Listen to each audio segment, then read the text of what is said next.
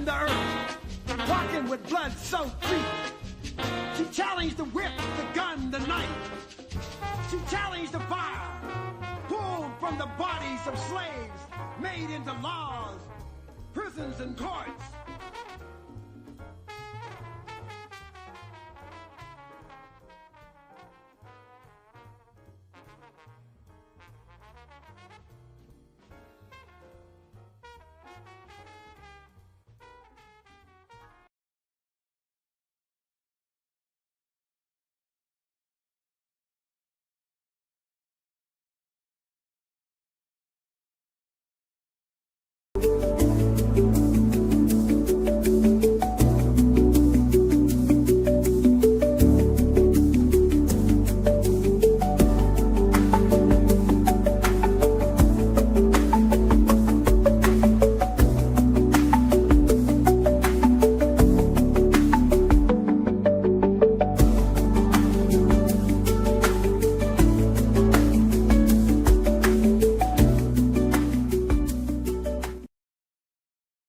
Welcome back. I hope you all had a wonderful, wonderful weekend.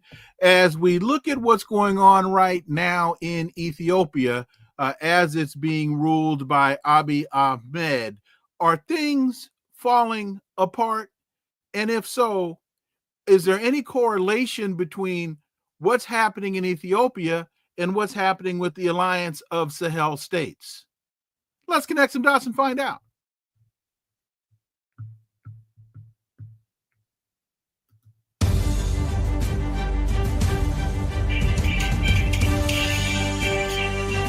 Connecting the Dots with Dr. Wilmer Leon, where the analysis of politics, culture, and history converge.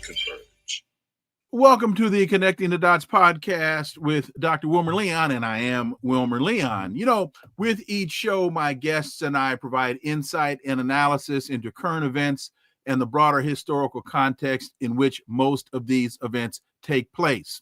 Let's quickly look at some of today's headlines. European countries will buy U.S. weapons to send to Ukraine, according to Trump. They will buy advanced U.S. weapons, including air defense systems, to send to Ukraine. Trump and NATO Secretary Mark Rutte announced that today from the White House.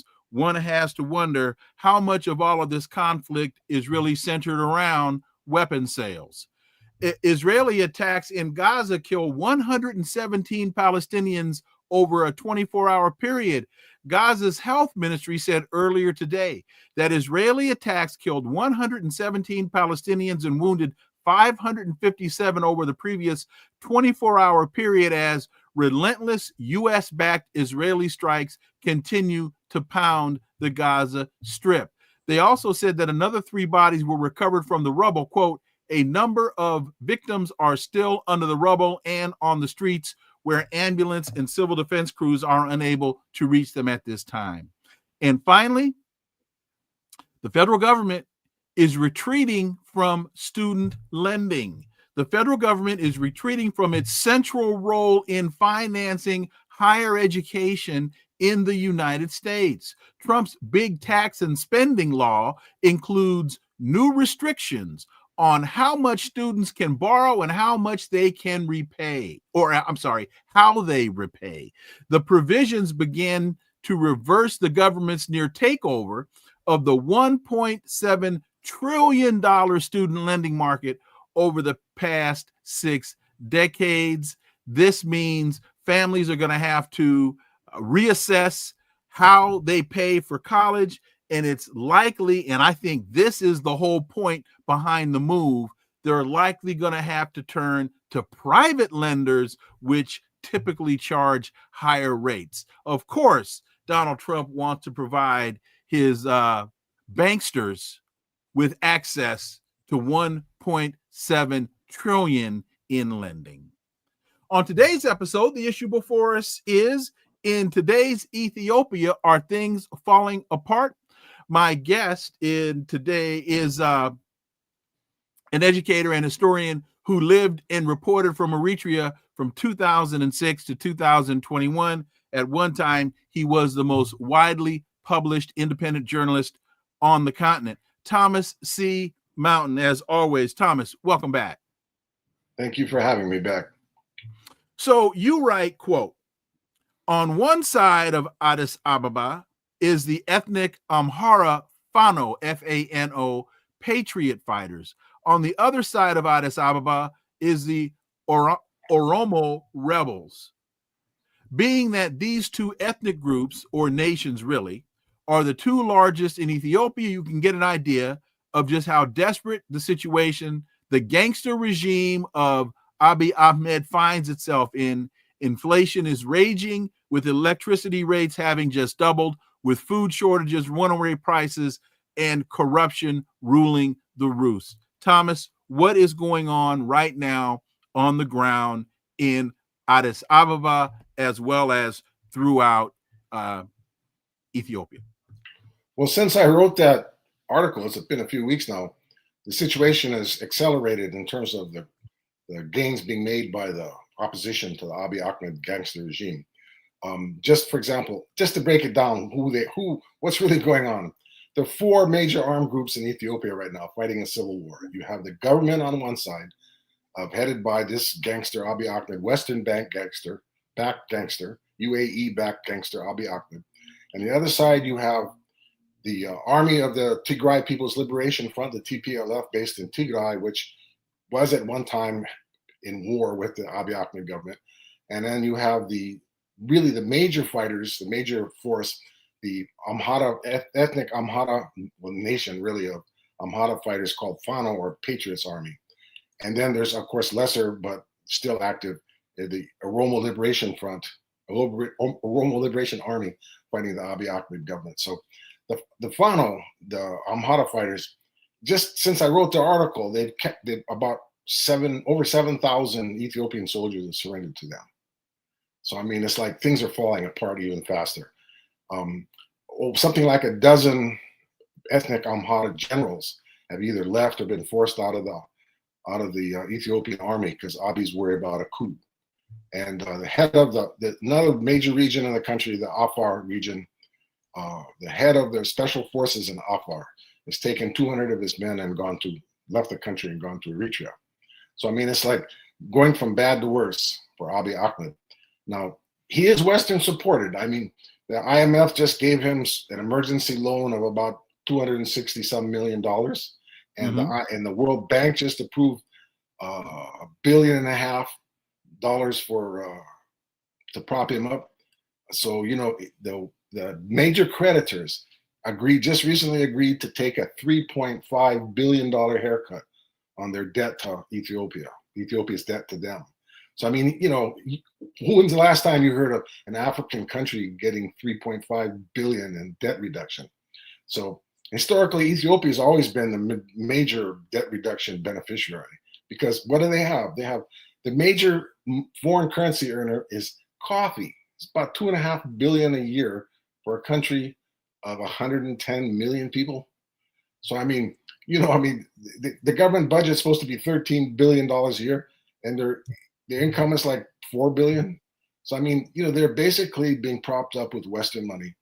And so Abiy Ahmed is supported by the West, and he's a gangster. He's against Eritrea. He's fighting against his own people. He's carried out what they call a genocide. I mean, you know, burnt down Amhara region. The Amharas, the army, their Fano, they don't even have food, hardly have food for themselves. You know, their own people are starving because of this genocidal war against them.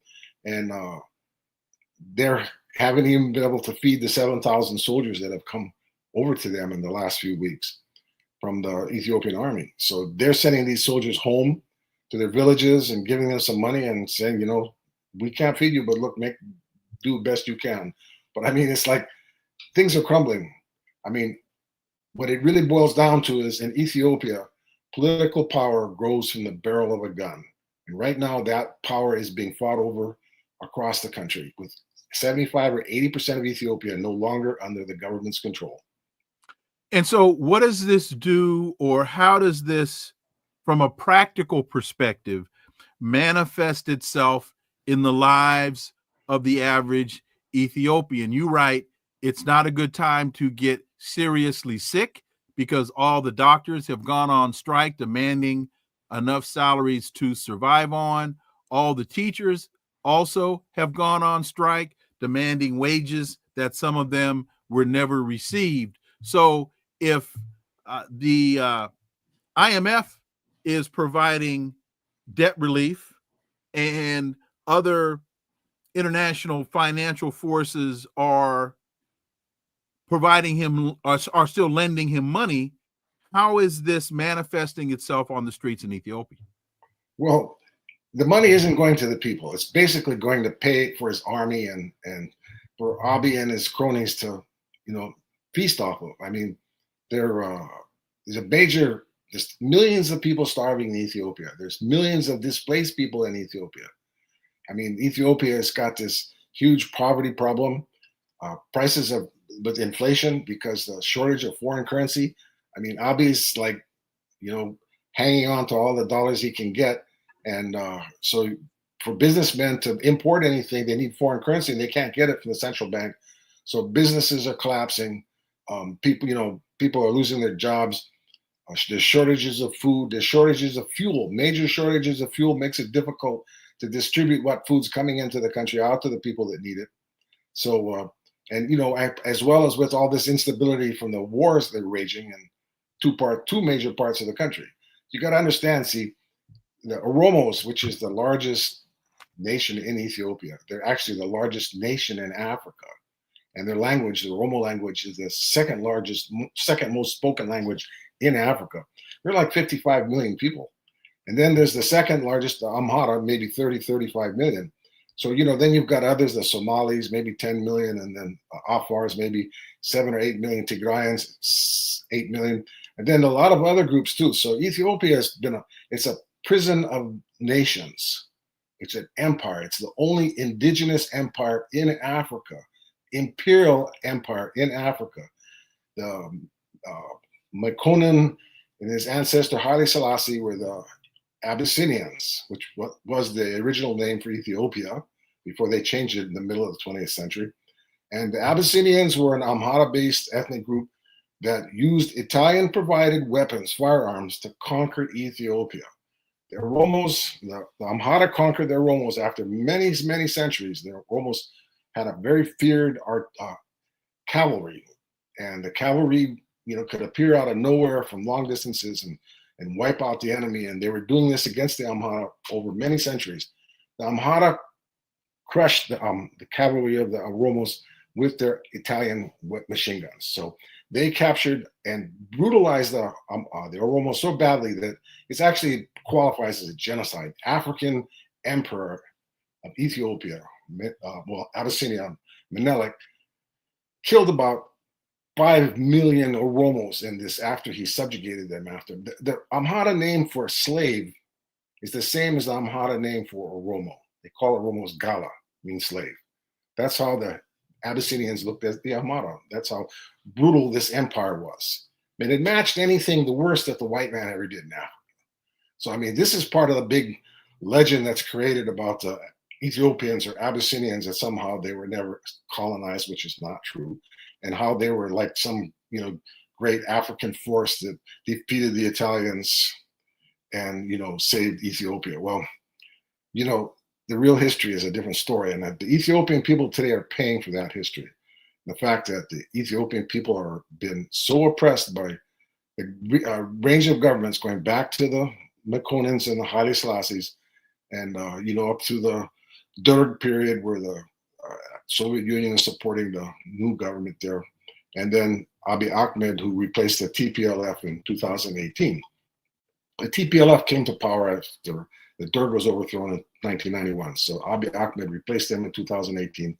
And at the beginning, we had a lot of hope for him. I mean, I was in Asmara when he was parading through the streets, and man, everybody was crazy because now we had peace with Ethiopia. It's something we dreamed about for decades.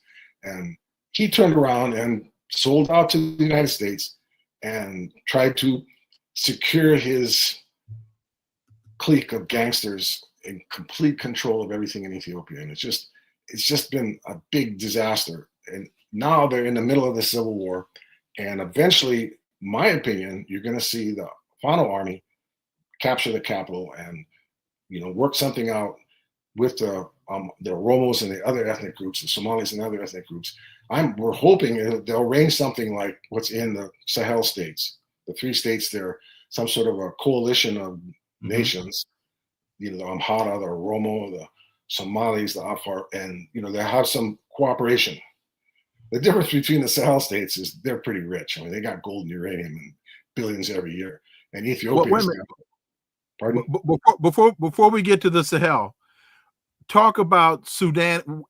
Is what's happening in Sudan and South Sudan impacting what's happening in Ethiopia?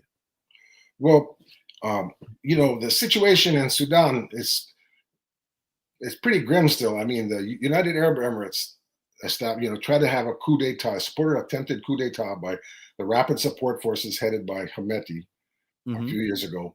And Hemeti was winning. The Sudanese government under General Burhan went to Eritrea and asked to help in training and reorganizing the Sudanese army, which they did. And the Sudanese army has begun winning. They've been defeating the UAE-backed Hemeti army, the Rapid Support Forces, RSF. And because the UAE was providing weapons to the Hemeti and the RSF through Chad, the Sudanese government, the armies, they threatened the Chad generals, and the Chad generals have pretty much forced the president to stop supplying weapons from UAE to Hemeti. So what Hemeti's done is he's moved up and made a deal with Haftar. The UAE is backing Haftar in Libya, General Haftar in Libya. And so there's been fighting up there on the border between Egypt, Libya, and Sudan, where the UAE-backed Hemeti's rebels have taken control so he can bring weapons across the border from Libya and continue supplying his military. So that's where sort of things stand now, except that Burhan is defeating Hemeti's forces, the RSF.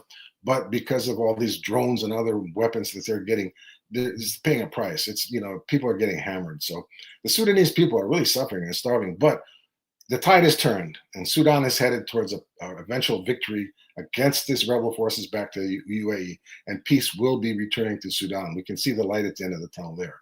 Now, as far as South Sudan goes. Okay, wait a minute. So peace could be on the horizon in Sudan, the UAE forces being defeated. That means if you tell me that the UAE is backing them, that tells me the United States is backing them.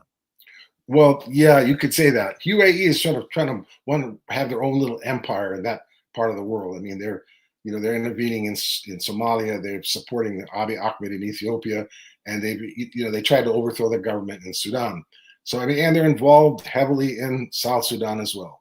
So it's complicated when you talk about all these problems, and what's today is not tomorrow, and vice versa.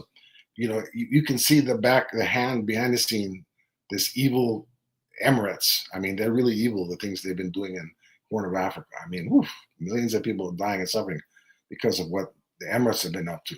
So, and of course, the Emirates are close to the United States. Abiy Ahmed is getting all this, even though his government's falling apart. I mean, Abiy Ahmed went on a trip. He invited himself up to meet with the European leaders, and the leaders of Britain, not only single one of them would meet with him in London, they wouldn't even provide him with armed protection. And I can't remember the last time a head of state visited England and they weren't even provided armed protection by the government. So, I mean, he went to Paris and spent 4 days waiting to meet with somebody. No one would meet with him. So he just gave up and flew back to Ethiopia. I mean, he's not popular with the heads of state in Europe. And yet still they're giving him $1.5 billion loan and over $250 million in cash. And he's debt reduction. So, somebody's behind him. And the IMF and the World Bank basically are controlled by the U.S. So the U.S. is behind them. And so Here to There asks, who gets control of the Grand Residence Dam? Well, that's another very interesting story, because the Great Renaissance Dam is, produce about 6,000 megawatts of power, which is a small percentage of what Ethiopia needs. And, they could, for what they spent on that dam, they could have built a lot of smaller dams and gotten more power. So that great dam there, that was sort of, I remember, I've been around long enough. I remember when the World Bank was pushing it back in the days when the World Bank was pushing dams. So, I mean, but the dam is a threat to Egypt, literally. I mean, if they were to cut off, the dam, they hasn't been used as a threat. I mean, Egypt's been getting enough water from the Nile, but Ethiopia has been filling up their dam. And if a drought does hit, restricted water flow, Ethiopia is going to basically cut off the water to Egypt, and Egypt's really worried about that. So, and so there's a great deal of tension between Egypt, which is their survival is threatened by this dam, and Ethiopia, which is saying, "Oh, we can do whatever we want with the Nile River." So, and so Egypt has become friendly with Eritrea and Somalia, all sort of allying themselves, and Sudan allying themselves against Ethiopia and the United Arab Emirates, who's intervening in the region. So it's complicated.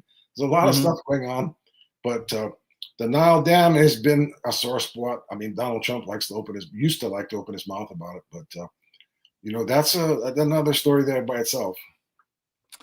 So now we move over to the alliance of Sahel states, and I can see there being direct influence and indirect influence. And what I mean by indirect influence is just the folks on the ground in Ethiopia can see a reality that they did not see before, and that reality is motivating them to say, what's working for Burkina Faso can work for us as well. Well, the Sahel states, the three states, Burkina Faso, Mali, and Niger. Burkina Faso the president now, the head of the country, was a military guy. He came to power through a coup, which is kind of easy come, easy go. I mean, he didn't build people struggle like Eritrea did for 30 years and defeat their colonial powers. He came through the easy way, a coup, right? But he's turned out to be very nationalist. And one of the good things he's done immediately is nationalize the mining industry, the gold mines. Now, Burkina Faso produces about $4 billion a year of gold. And since he took over those gold mines from the French and the Western countries, that's about $350 million a month for a country of 20-some million people. So, I mean, Burkina Faso's got a lot of hard cash coming in on a steady basis, and a lot of hard cash for a country that size. And now Niger has got uranium, and they're talking about $100 billion, $200 billion worth of uranium in Niger. So, I mean, they've got money serious coming in from uranium. Mali's the country they've got minerals, they've got other things as well, but Mali's the sort of the weak link, and that's where most of this jihadist fighting is going on, even though Burkina Faso is still being attacked, and Niger occasionally has been attacked too.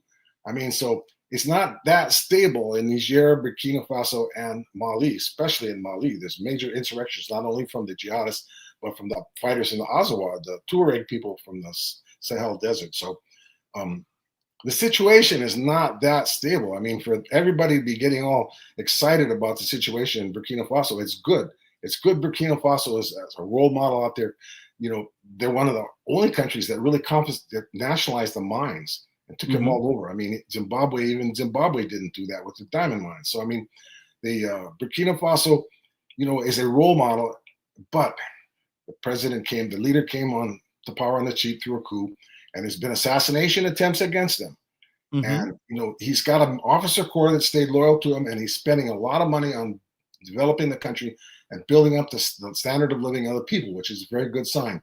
But it's only been a few years since he's had access to this money and doing this. So, he could be assassinated. This whole thing could fall apart.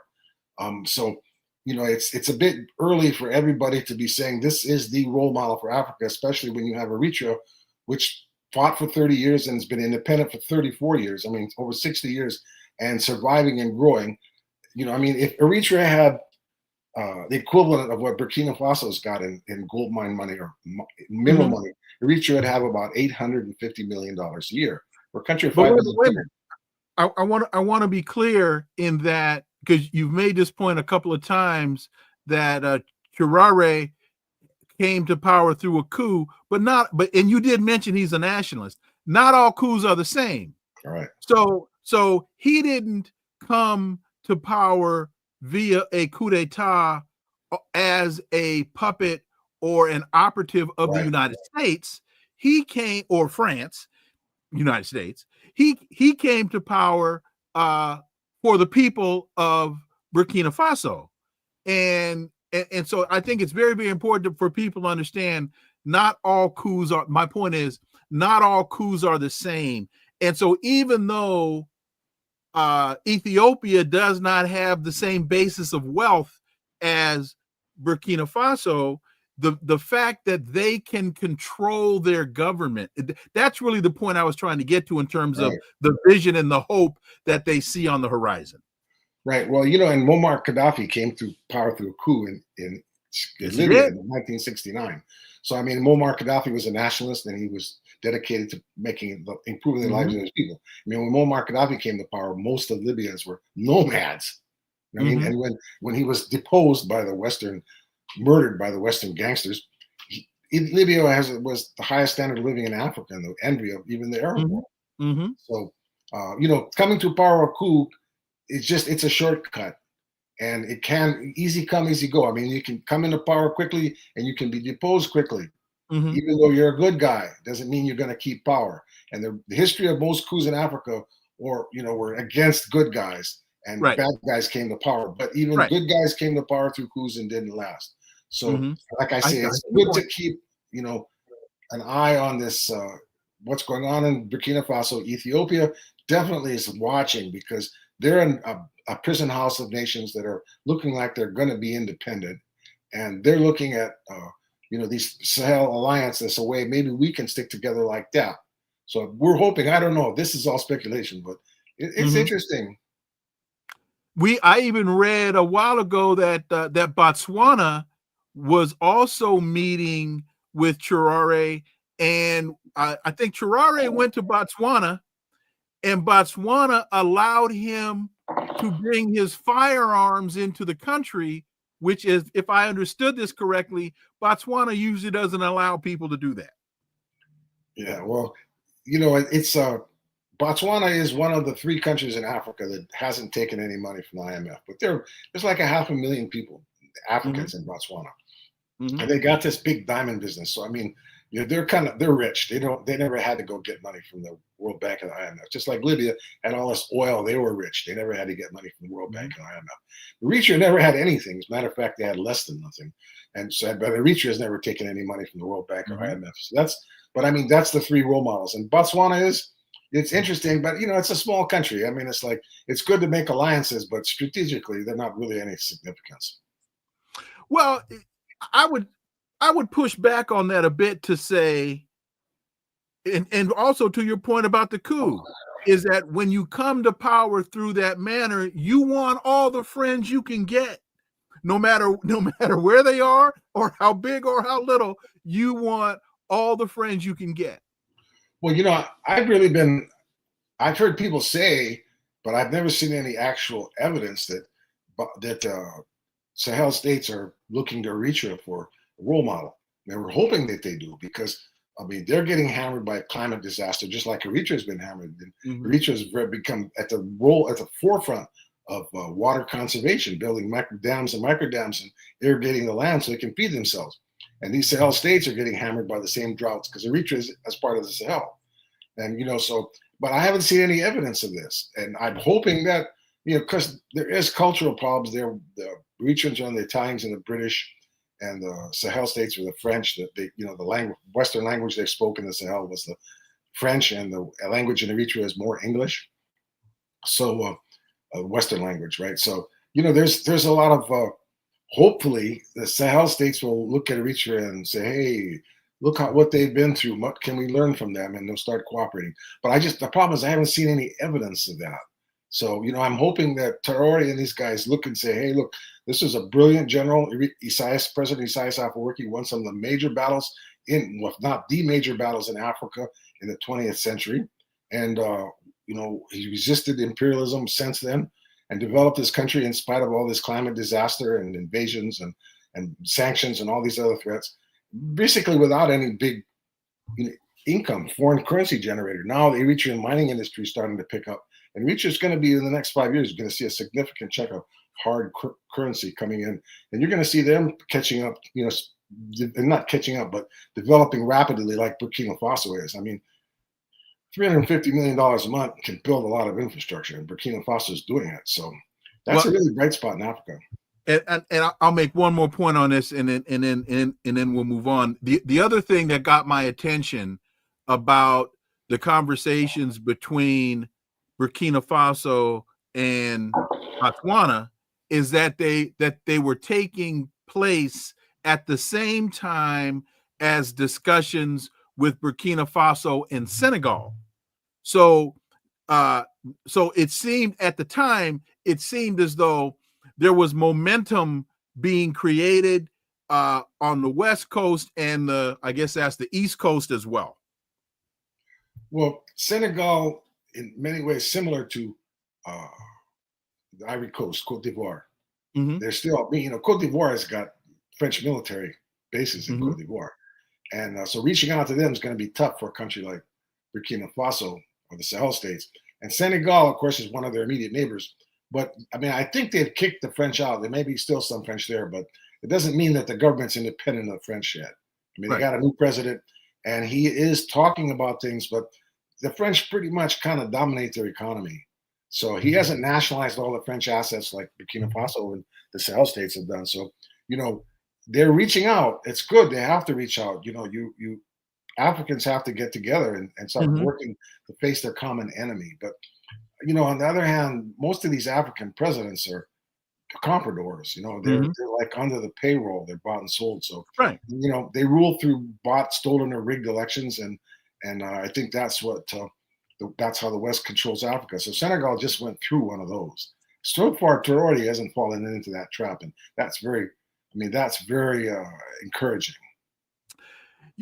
There's also news in terms of the Democratic Republic of Congo, the M23 rebels in Qatar for talks on border truce. Negotiators from the Democratic Republic of Congo and the M23 armed group last week were in Qatar for talks on a broader truce. What can you tell us? What does that mean in the longer term? Well, I wrote an article several years ago called Carnage in the Congo. And I basically laid out some of the history of how the Congo is a very rich country and brutally exploited by the Western countries, and how they had a Mobutu, they declared himself emperor and renamed the country Zaire after he's going to be emperor for life. And, he was put in power by the US and France. So he was basically deposed during an internal crisis, and a Pan-Africanist army came in and kicked him out in the early 90s. And he was replaced by Joseph Kabila. Now, Kabila started, when he came to power, he wanted to do things, but he ran into the reality of all these Western banksters and gangsters, opposing him, what he wanted to do. So eventually he realized that he publicly said that we're going to work with China to develop our country, because China was already in the copper mines in the South. So it wasn't long after that, he was assassinated by his bodyguard. And when they searched his bodyguard's body, they found a business card of the U.S. attaché at the U.S. Embassy in Kinshasa. And that attaché was gone from the country within a few hours. So this is obviously a CIA assassination. And so Kabila was replaced by his son, Kabila Jr., who many believe was actually complicit in this assassination. And Kabila Jr. ran the country as his own personal fiefdom. And it gets complicated because, you see, the eastern part of the Congo has been kind of warlord country. And in 1994, Rwanda had this genocide. And when the Kagame government of the Tutsis was able to militarily drive the Hutu killers death squads out of Rwanda, they fled to Congo and set up their own little infrastructure in the eastern part of Congo, their own little warlord thing, black market mining to support themselves. And so they remained a threat to Kagame in Rwanda. So he used to send his troops in, and then he started getting proxy armies to fight with the Hutus there. And on top of that, you see, Kagame in Rwanda, half of the government budget is from foreign aid. It's hard to say, oh, I'm an independent sovereign country, but half of my bills are paid by outsiders. So that's reality for Kagame, right? So Kagame is always cash strapped. He's been exploiting the gold mines and the strategic minerals mines in eastern Congo. and using it to fund his government and his supporters. So this is destabilizing Congo to have Kagame and these people involved. And, the leftover Rwandan from 40 years ago, the Rwandan killers, which basically they've all grown up and died, and there's a new generation have come up, or two generations. So it's not the same as it was, but you've got warlords there. And then you've got these gangsters in the government. Kabila they're supposed to have an election, and Kabila was so corrupt that they said, okay, you can't run again. So they said, we're going to have an election. And then they held the election, which the European Union and everybody else supposedly oversaw. And the people the polls showed the two front runners, they didn't win. The third place guy won. And a lot of people were just denied. A lot of regions that were opposed to the election of what was going on were not even allowed to vote. So this guy named Tshisekedi, he was given the presidency by the outside, and they just basically said, okay, this is the results, and this is the winner. And even though the polls, and there was no evidence to show he actually won, stuffed ballot boxes, but they gave this new guy power, and behind him was Kabila. So after a while, they kind of fell out, and Kabila had to leave Congo for a while. Now he's come back again, but he used to be the power behind the presidency. Mm-hmm. So he's back again, and he's, so I mean, it's like the whole situation is very complex. You've got warlords, you've got civil war in the country, you've got these massive mining operations going on, where a lot of critical minerals that the West needs for their telecommunication industry are coming from, large percentage of them. So, it's like carnage in the Congo. And what I wrote about years ago is still taking place today. And so, final question on this, because for me, looking at these conflicts and looking at who's behind the conflicts and how the conflicts get settled, as you look at, they've gone to Qatar. Where's the United States in all of this? And the DRC and the M23, they're meeting and they're working, they're trying to find a solution.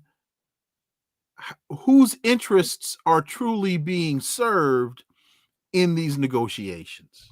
Well, you see, the Kagame's got his iron in the fire, and then you got Kabila and the president in their iron in the fire, and then you got the French and their iron in the fire, and then you got the Americans and their iron in the fire, right? And in the south of the Chinese got these huge copper mines too, right? So there's a lot of competing interests, and being that the French were the colonial powers and the Americans are kind of the newcomers, and the Chinese are the even more newcomers, who was going to end up, I mean, it's like it's a mix of competing interests, and that you've got this gangster government, then you've got outsiders like Kagame and other people coming in, backing up warlords like M23 and other people like that. And even within the warlords, they have their own interests. They want their cut of the pie. They don't want to share it all. So, and it's a very rich country. There's an enormous amount of wealth pouring out of the Congo, but the people are really suffering. I mean, it's like incredible how, there's no health care, there's no public education, and yet billions and billions of dollars are being sucked out of Congo every year. So, I mean, it's sort of a bad example for Africa, whereas Eritrea is the threat of a good example. The Congo is the threat of a bad example. And, I don't know where it's going to go, because I don't see any leadership right now in the movements there. Okay. It's sort of almost like in Kenya, where you see all this protests and people being killed and against the government. But when you look around for conscious leadership, you don't see it. You just see spontaneous eruptions of anger and people getting killed, and then people going back to their day-to-day lives. You don't see any movement built. And I don't see that happening in Congo either. So when you talk about Kenya, just so to connect the dots, that's William Ruto as the president of Kenya, and that's who the United States has paid to send forces into Haiti. And Kenya was a British colony. British colony? Okay. And so Kenya still has kind of a tiered system of allegiance. Ruto is basically part of the black misleadership class that is more loyal to the crown than he is to the Kenyans. Is that fair to say? Right. And you see, also the British promoted this tribalism. You've got the Kikuyu, you've got the Luo. The Luo are actually the biggest tribe in the country. The Kikuyu are the second biggest. And yet the Kenyatas and these people have all been from the Kikuyu. So historically, this is like, a tribal complicates the things too, right? You have these elections that get down to tribalism and massacres, but the Kenyan people are really suffering because the IMF has got them by, they're in debt servitude to the IMF. And every time, the government's forced to cut back on subsidies and all these other things. And then they turn around and say, oh, we're going to raise the money we need by taxes. And how are the people going to pay the taxes when the economy is collapsing? I mean, what has Kenya got to export, really? I mean, they've got some tourism and, not a whole lot more. I mean, they don't have any real oil developed yet, no minerals developed. They have to import a lot of their maize or corn from South Africa. So, I mean, Kenya is always on the verge. And Kenya's an example of like, Ruto is like, he's dancing to the tune of his puppeteers, the people that are paying his bills, which is the banksters, the IMF and World Bank. So, Kenya is like, I wrote an article some years back, Kenya's in trouble, serious trouble. And this was years ago. So, I mean, they're still in serious trouble. Carol Asbaram, and Carol, thank you. Carol, we haven't heard from you in a little while. Welcome back. Why can't the African Union solve this problem? Why are they so weak? It needs to dissolve itself. I've got an idea, but I'll let you respond, Thomas Mountain. Well, my definitive statement on the African Union is an article I wrote called the AU, a tool of Western rule, because the AU's budget, the operating budget, is paid by the European Union. So what kind of independent African nationalist liberation theology is being funded by the European Union? So, I mean, you want to look at the AU's treatment of Eritrea, this just shows that they're double standards and their blind eye and their corruption and their, it's like the African Union is, the African Union was founded in Addis Ababa, Ethiopia, which was an imperial power actively suppressing a liberation struggle in Eritrea. And African Union was founded on the principles of anti-colonialism in the capital of a colonialist power fighting an insurrection. So, I said African Union was stillborn. It was a great idea, but it never happened. So the African Union has been that tool of Western rule from its foundation. And Cherie, you asked a question about Louis Armstrong and bands in I'm trying to find it, can't find it, in Africa. I think you're referring to the film Soundtrack to a Coup d'etat. And I strongly suggest that folks, if you haven't watched that documentary, Soundtrack to a Coup d'etat, which documents how the U.S. State Department used predominantly black musicians, Louis Armstrong and Dizzy Gillespie and others during the early 60s to bring the American message to these countries. It's a very good documentary.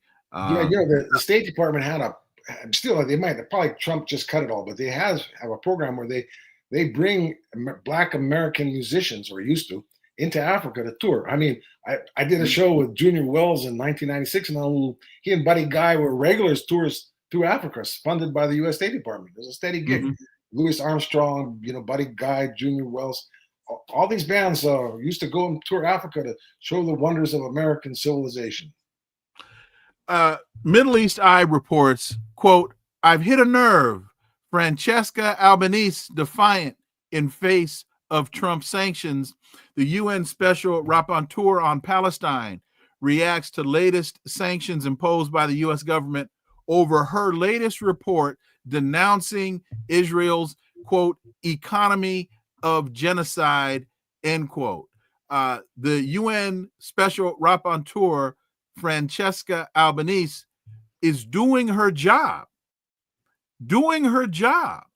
And as she's doing her job, because the report that she oversaw is unflattering, to say the least, of the Israeli genocide in Palestine, now they want to impose sanctions on her the same way they imposed sanctions on the Chief Justice of the U.S. Criminal Court.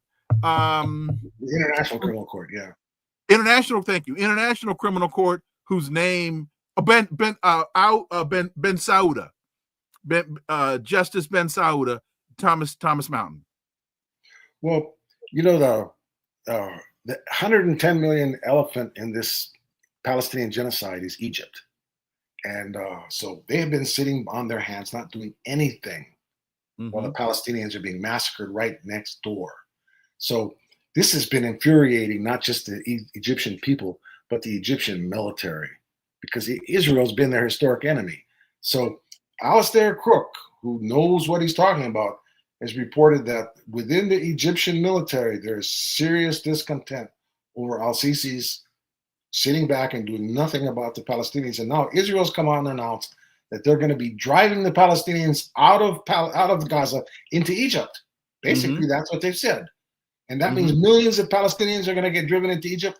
And the Egyptian military is like, whoa, I mean, you might be looking at Mubarak 2.0. There might be a coup if this happens. And, you know, economically, things are bad in Egypt. I mean, the IMF is putting the screws to them. They had to cut subsidies to fuel, to wheat, to sugar. I mean, the people there are suffering. And because of the tourism hasn't been picked up enough to really relieve the government as much. And then the traffic through the Red Sea has been cut back because of the Houthis, so that their hard currency from the Suez Canal has been make a major hit. So Mubarak's in a tough spot, and he's been bailing out with IMF emergency loans, which is forcing them to cut back, subsidizing the Egyptian people's standard of living. So things are shaking Egypt already. And if the Israelis drive 2 million Palestinians into Egypt, is the Egyptian, you know, I'm not talking about the generals. The generals run the Egyptian economy. I'm talking about the colonels, the majors, the captains, the backbone of the Egyptian officer corps. Are they going to sit back? Because they're not that well paid. They're not part of the gangster clique that runs the economy. You know, their salaries aren't that big. And are they going to sit back and say it's okay that the Israelis do this, or are they going to move against the al-Sisi and try to put a stop to this? This is something I think people ought to look at. They're the 110 million elephant in the room. And it's amazing to me, but not surprising to me, how all of a sudden the conflict, the genocide in Palestine has been taken off the front page. You know, you can turn on the news now, the national news from the major outlets now, and not hear a word about what's going on the ground in Gaza, what's happening in the West Bank. They're doing their best to move the conversation to other areas, such as back to Ukraine. Well, yeah, I know. But, you know, it's like the U.S. is getting hit on all sides. It's just crisis after crisis. I mean, and Trump seems to be just, you know, he's Biden too. I mean, Trump's supposed to have some big speech tonight. We're supposed to announce a bunch of stuff. And Lindsey Graham was saying that one of the things he's going to talk about is, you know, taking the Russian investments in the West, $350 billion, and using it to pay for the American weapons that the EU is going to buy to give to Ukraine. So, and he's talking about giving long-range missiles that can hit Moscow, the capital of Russia, to the Ukrainians. I mean, whoa, wait a second. This is kind of craziness, but this is what Lindsey Graham's saying he's going to come up with. And Lindsey Graham was just playing golf with Trump in Florida. So, you know, it's tonight. We'll see what's going to happen. But, you know, what's going on in Gaza now, there was a lot of talk about, oh, you know, there's going to ceasefire. Netanyahu's like, that's not going to happen. What's going to happen? I mean, killing over 100 people every day and slaughtering all these children. I mean, even within the United States Jewish community, there's starting to be voices like Mandy Patinkin's coming out and condemning this. I mean, it's like, how long are they going to be able to keep this up? But I mean, I don't see Netanyahu having any choice in the matter because, you know, he's like one jump ahead of prison. I mean, it's so bad that Trump is saying, oh, they're going to have to drop the charges against Netanyahu because I face the same thing. But, you know, it's like Gaza is, you know, people just, of course, they're suffering, but the Israelis are paying a price. And of course, the attack on Iran is, you know, has unified the Shia people, and they're almost half the Arab world if you take away Malaysia and Indonesia, almost half the Middle East, the people are Shia. And 4 of the leading Shia mullahs have come out and said, Sistani and Iraq and other things, they're about to issue a religious ruling saying that it's the duty of all Muslims to oppose the massacres of the Shia people, especially what Al-Qaeda is doing, Daesh or ISIS is doing in Syria. So, I mean, Israel and Syria are talking about wiping out Lebanon unless they force Hezbollah to disarm, and Hezbollah is not about to disarm. So, you know, I mean, Israel and Syria is going to invade Lebanon and wipe out Lebanon and take it over. I mean, it's like, you know, the Iraqis have most of the Iraqis are Shia. And, you know, of course, Iran's a Shia country. So how long are, you know, there's 4 major Shia leaders that have come out and said, no, man, we're going to have to, we can't sit back and let them slaughter Shia in Lebanon because they'll come for us next, like they did in Iraq. And, you know, so it's very tense and explosive right now. Especially when Donald Trump makes ridiculous statements such as telling the supreme leader Khomeini, basically our sights are on you and we can get you when we want you. Oh man, you pull out, you do that one and you've lit the fuse. Yeah, and you know that's and because he is a Shia leader, and the rest of the Shia world sees them being able to do that to them, they'll do that to them too, right? So right. I mean, there's a lot of concern. The Shia are united now, and they're alarmed and they're motivated. So I mean, how Israel's going to get away with all this stuff, I don't know. I mean, they took a licking from the Iranian missiles, and the Chinese have now come in with advanced fighters and upgrading the Iranian missile systems, which proved to be very effective when the Pakistanis and the Indians fought.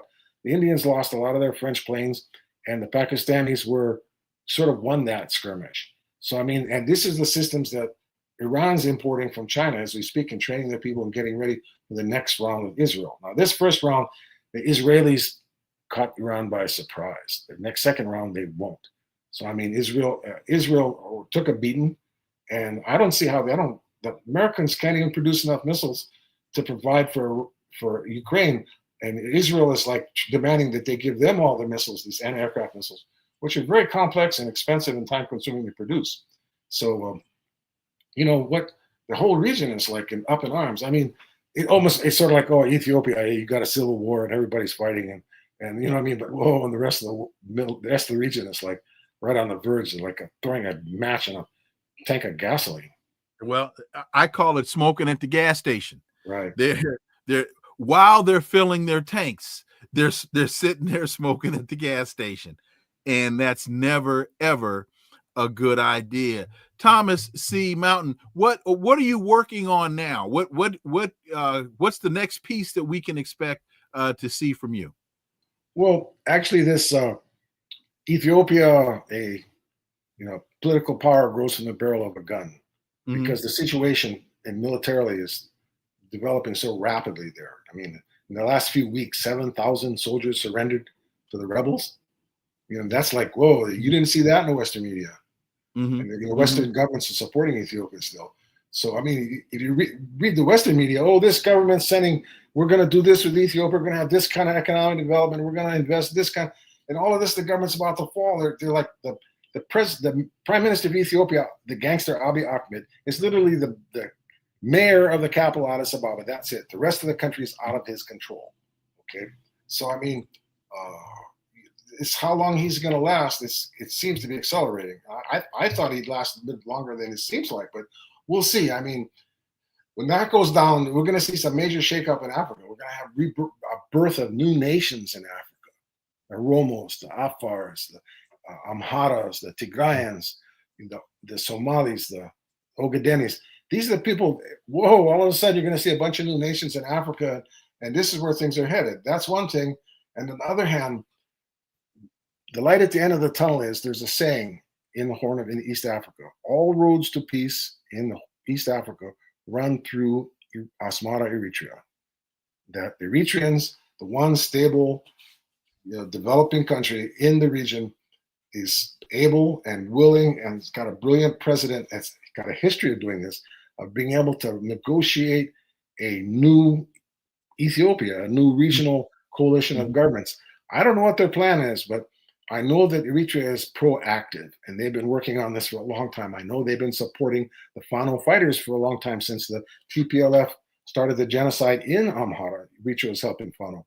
So, and the Eritrea is being threatened repeatedly by the Ethiopian prime minister, the gangster prime minister Abiy Ahmed. So Eritrea is like, okay, Eritrean people are not happy about what's going on, and it's hindering economic development because, they still have to worry about a military problem, but they're going to be proactive. And I think Eritrea is going to help bring peace, permanent peace to Ethiopia, because when Eritrea is involved in a sort of a consensus building negotiations, if the parties hold to it without interference from outside, the deals hold, they work, because they're hammered out fairly. And that's what Eritrea specializes in the fair deal for all parties, so that they want to have a permanent peace, so that the some people call it the Horn of Africa. They've been called the Horn of Hunger, because the people have been suffering for so long.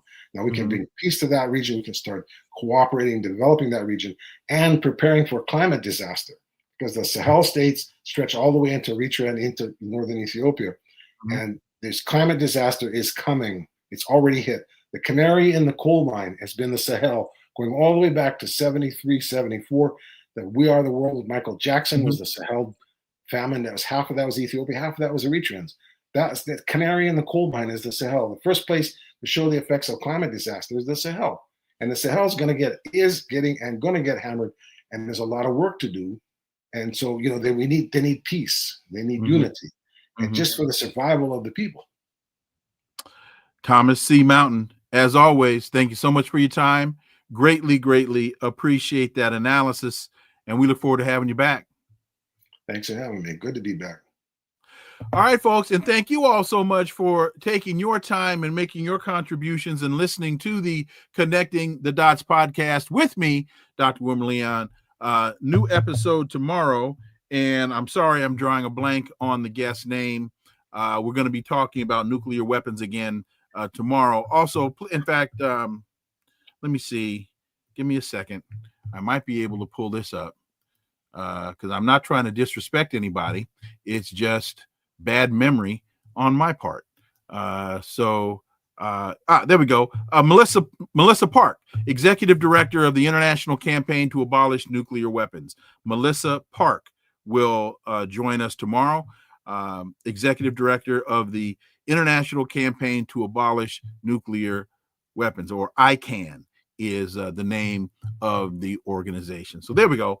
I was actually able to use technology to solve a problem. Hanson says, Scott Ritter, I'm working on Scott.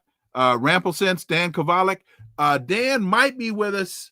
Ramplesense, Dan will be with us Wednesday or Thursday. He'll be with us this week, either Wednesday or Thursday, Ramplesense. And I will call Dan and let Dan know that his public is demanding his appearance. But we've got him. We're just trying to, in fact, actually, he was supposed to be with us today. But anyway, that got kind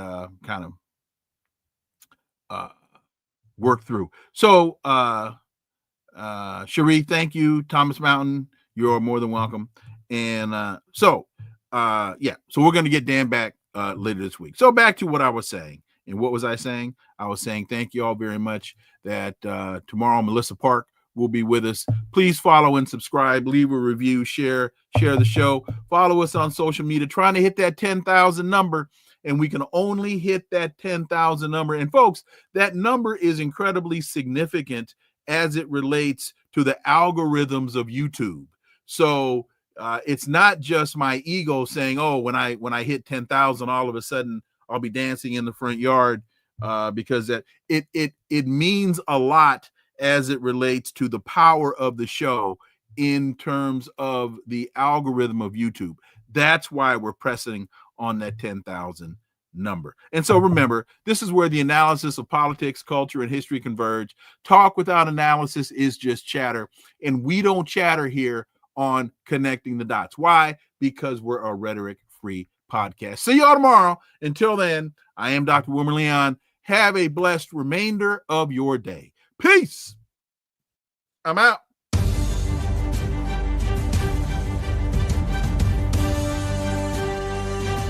Connecting the Dots with Dr. Wilmer Leon, where the analysis of politics, culture, and history converge.